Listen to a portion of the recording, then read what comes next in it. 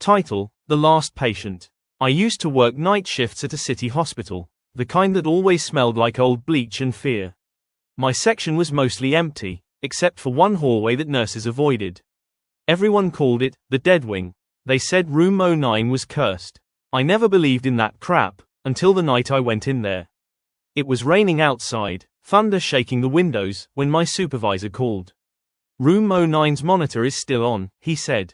Go disconnect it. The power bills keep spiking. I laughed. That room was abandoned for years.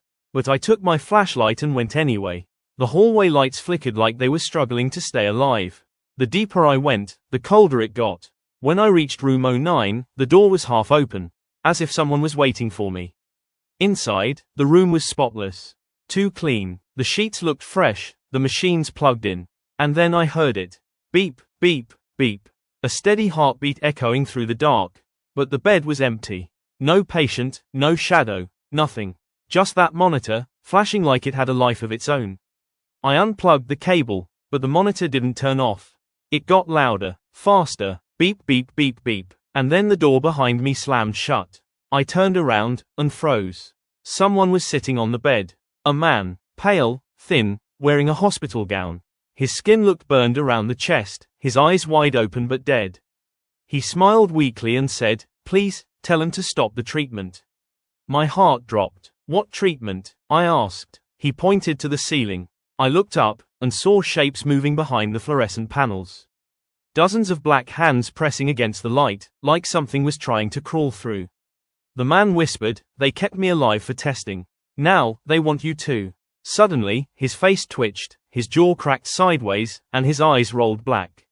The lights exploded. Everything went dark except the monitor, still screaming that heartbeat. I ran to the door, yanking the handle, but it melted like wax.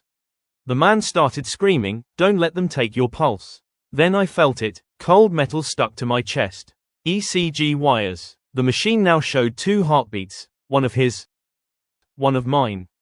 I ripped him off and the beeping slowed, then stopped.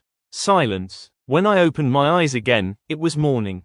I was lying in a hospital bed, surrounded by nurses. One of them said I had fainted during my shift. But when I asked about room 09, they all looked confused. "There is no room 09, one said. "It was sealed 12 years ago." I didn't believe her, so after my shift, I went down that hallway again. But where room 09 should have been, there was just a concrete wall. No door, no number. Only one thing scratched into the wall's surface. My own name. And the date, today's date. I stumbled back, heart racing, and suddenly my pager beeped. It showed a message. Code red, room 09. The sound echoed in the hall even though the wing was empty. I dropped my pager and ran. That night, I woke up to the faint sound of a monitor next to my bed. Beep, beep, beep. The same rhythm as before. I looked at the screen, and saw 2 heartbeats again.